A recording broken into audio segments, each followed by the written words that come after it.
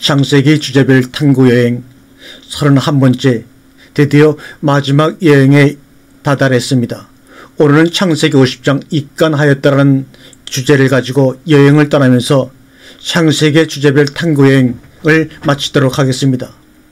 창세기 50장에서 야곱과 요셉까지 마지막 다 보내버립니다. 창세기 한 권 안에서도 우리는 많은 사람들을 보내면서 그 끝에까지 드디어 왔습니다. 우리가 창세기 안에서 많은 족장들을 보내면서 알 수 있는 것이 모든 사람은 이 땅에 와서 자기가 할 일을 다하고 간다라는 것입니다. 모든 족장들에게 자기에게 주어진 어떤 목이 있습니다. 아담은 아담에게 꼭 해야 될 일, 꼭 주어진 일이 있었습니다. 생명나무를 먹고 에덴 동산 안에 살면서 생명의 자녀를 낳아야 하는 것입니다. 에덴 동산 안에 살면서 생명의 자녀를 낳는다는 것이 무엇인가를 우리는 알 수가 없습니다. 왜냐하면 지식의 사람들에게서 태어났기 때문에 사장이 우리의 정서이고 우리의 감정이기 때문에 그렇습니다. 아우가 나보다 더 잘되면 죽이기까지는 아니어도 배가 아파야 하는 것이 우리의 정서입니다. 생명의 자녀는 그렇지 않을 것입니다. 그렇지 아니하는 생명의 자녀를 아담은 생명나무 열매를 따먹고 낳았어야 했던 것입니다. 아담에게 주어진 어떤 생애의 사명이 있었습니다. 가인 역시 그렇습니다. 그렇게 살아서는 안 되고 그렇게 행성해도 안 됐던 것입니다. 아벨에게 주어진 삶이 있었던 것처럼 가인에게 주어진 삶이 있었습니다. 노아 역시 마찬가지입니다.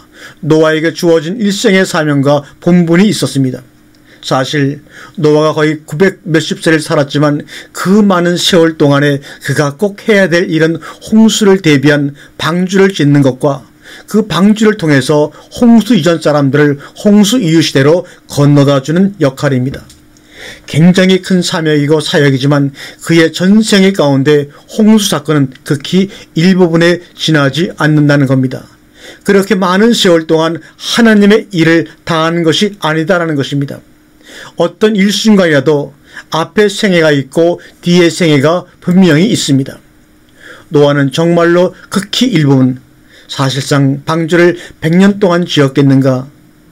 말씀을 받고 100년 후에 홍수가 오긴 했습니다만 온통 100년을 다 방주 짓는 일을 할 수는 없었을 것입니다. 홍수 이후는 노아의 개인 생활이었기 때문에 기록이 없습니다. 노아는 그 대목을 위해서 이 세상에 왔다고 해도 과언이 아닙니다. 데라는 아브라함을 낳기 위해서, 아브라함은 이삭을 낳기 위해서, 이삭은 야곱을 낳기 위해서, 야곱은 12아들 이스라엘 민족을 이루기 위해서 각자에게 어떤 사명과 사역이 맡겨졌다는 것입니다. 요셉은 어떤가? 애굽의 총리가 되어서 가나안 가족 식구들을 애굽에 이주시키는 것이 요셉의 할 일입니다. 그러기 위해서 애굽의 총리로 하나님이 그를 세우신 것입니다. 여기에서 충성이 뭐냐? 성실한 삶이라는 것이 뭐냐? 자기에게 주어진 사명을 다하는 것이라는 겁니다. 그 사명이 무엇이든 간에 그 기간이 얼마든지 간에 온전히 자기 할 일을 다하는 것입니다. 우리가 일생을 살면서 항상 생각해야 될 것은 하나님께서 어떤 대목을 보시느냐, 어떤 순간을 보시느냐, 어떤 시점을 보시느냐 하는 것입니다. 우리는 그 시점에 늘 충실해야 합니다. 왜? 우리가 일생을 하나님 앞에 바칠 필요가 있느냐? 그 일생 중에서 어떤 대목이 하나님께서 보시는 대목이고 하나님께서 잡으시는 대목이냐? 우리는 알 수가 없습니다. 그래서 늘 그 시점에 우리는 충실해야 합니다. 요셉의 일대기를 한번 놓고 우리가 보겠습니다. 그가 형들에게 모함을 받아서 미움을 받아서 애굽에 팔려가는 시점이 있었습니다. 그 시점을 잡을 수도 있었습니다. 형들에게 미움을 받아서 억울하게도 애굽에 팔려갔습니다. 그래도 다행인 것이 나를 그 구덩이에 빗받쳐서 죽이려고 했는데 죽이지는 않고 애굽에 팔아버렸다. 그 일 대목이 일생이 될 수도 있습니다.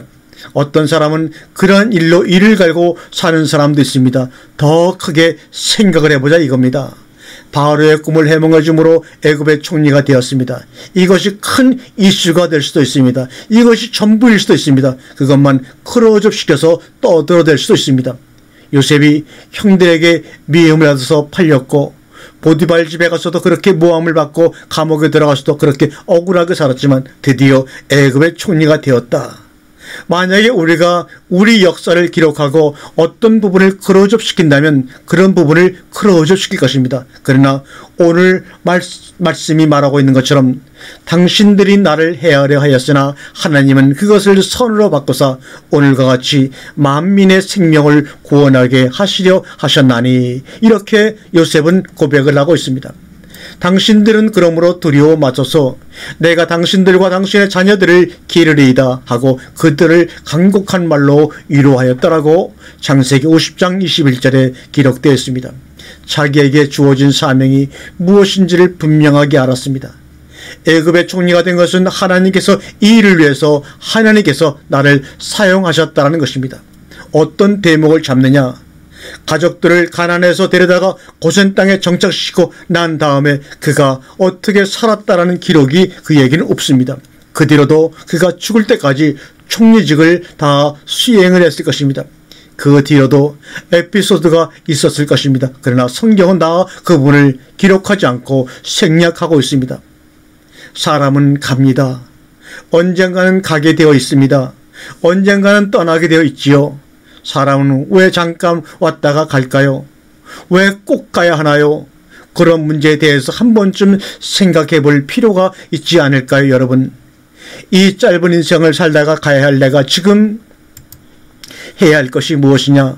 내게 주어진 사명, 내게 맡겨진 일을 얼마나 성실히 수행하고 가느냐?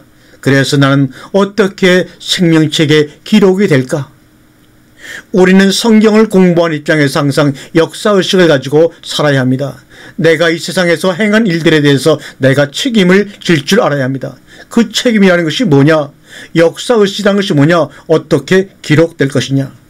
오늘 창세기를 마치면서 많이 생각해야 하는 것이 사람은 간다는 사실입니다. 그리고 하나님께서는 당신이 쓰신 사람들을 언젠가 불러 들이신다는 사실입니다. 그래서 중요한 것은 내가 너를 세상에 보내서 시킨 일들에 대해서 너는 어떻게 했느냐 하는 겁니다. 당신의 아들 예수를 한번 생각해 보십시오. 그분의 어떤 대목을 크로즈시켜서 그분을 세상에 보내신 목적이 무엇인가? 탄생, 성장, 그분도 이 세상에 오셔서 33년을 살았지만 그분의 생애 가운데 크로즈업 시킬 만한 부분은 마지막 3년 반뿐이었습니다. 심지어 예수님까지도 그랬습니다. 그렇다고 모든 사람들이 다 어떤 한 대목만 하나님 앞에 바쳐진 생애다라고 말할 수는 없지만 전도자들은 사도 바울은 끝까지 죽을 때까지 사도 바울도 후반기 생애를 하나님 앞에 드렸습니다. 전반기에는 바리새인을 핍박하는 핍박자로 사도 바울은 살았습니다. 그런 사람들이야 족장이고 사도고 그런 사명을 받은 사람이니까 그런 사람들은 애죠. 이렇게 생각할 수 있지만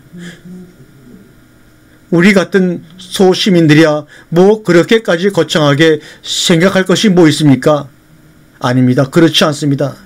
성경이 모든 사람의 기록을 다 담을 수가 없기 때문에 그렇지 개개인도 계시록대로 생명책과 다른 책이 있습니다.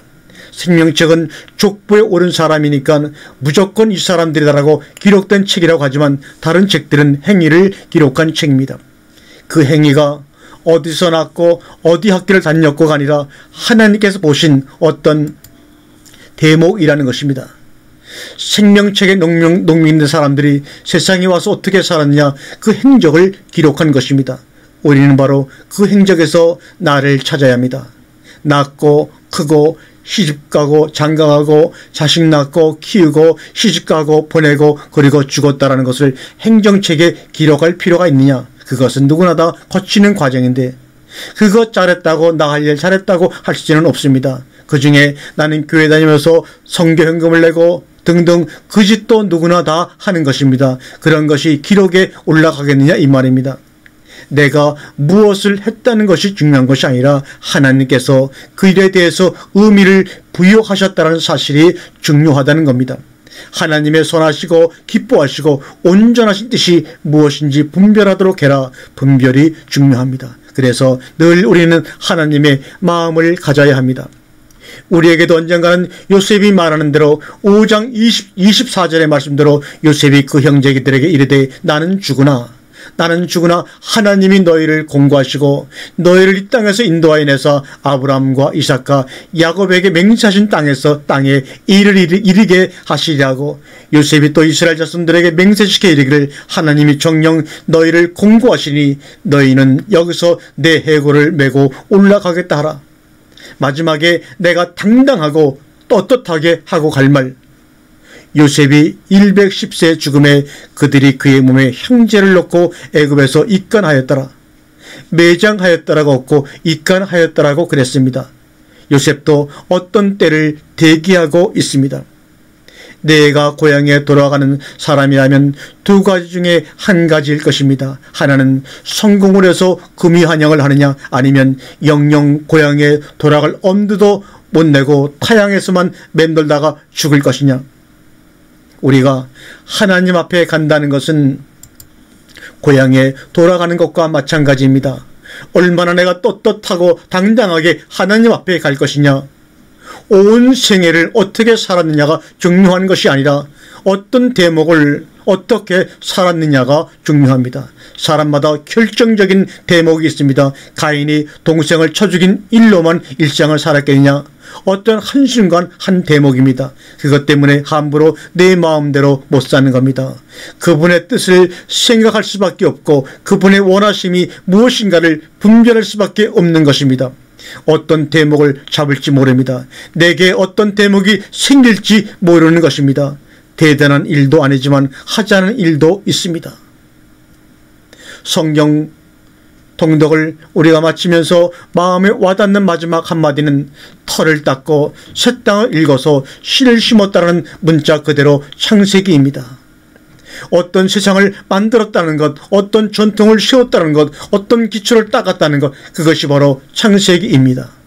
아브라함은 아브라함대로, 이삭은 이삭대로, 요셉은 요셉대로. 이것도 큰 일입니다. 다윗만 모세만 단 한 사람만이 아닙니다. 그런 어떤 기초와 바탕이 있었기 때문에 거기에서 모세가 나오는 것이고 다윗이 등장하는 것입니다. 하나님의 역사 속에서 무슨 일을 하든지 그것은 바탕이 되고 기초가 되고 밑거름이 됩니다. 바로 오늘이 나에게 있어서 그 대목일 수도 있습니다. 그렇기 때문에 오늘 하루를 그냥 게으르게 살 수가 없는 것입니다. 요셉이 110세 죽음에 그들이 그의 몸에 향조례를 넣고 애굽에서 입간하였더라. 당당하고 떳떳하고 자랑스럽습니다. 부끄럽고 수치스럽고 후회스러운 그런 대목이 아닙니다. 우리가 어떻게 세상에서 살든지 마지막 순간에 이럴 수만 있다면 그건 엄청난 성공의 한 생애입니다. 어떻게 성공한 생애를 살 것이냐. 하루하루를 성심성의껏 사는 것입니다.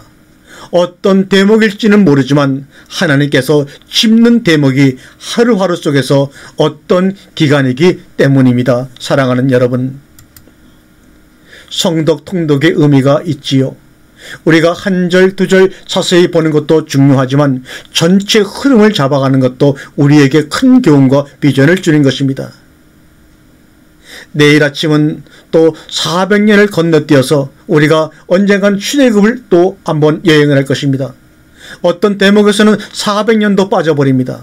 기독교 2000년 성경에서 말하는 초대교회, 당시 교회가 세워지기 당시에 그런 교회 유형들이 다 나옵니다. 2000년이 통째로 빠져버릴 수도 있습니다. 그렇지만 성경 안에 2000년 동안 있어야 될 교회들이 다 들어가 있습니다. 꼭 어느 시대 어느 교회를 말 안 해도 됩니다. 성경 안에 갈라디아 교회도 있고 고린도 교회도 있고 빌라델비아 교회도 있고 라오디아 교회도 다 들어있습니다. 통째로 빠져버리는데 과연 이 시대는 어떻게 될 것인가?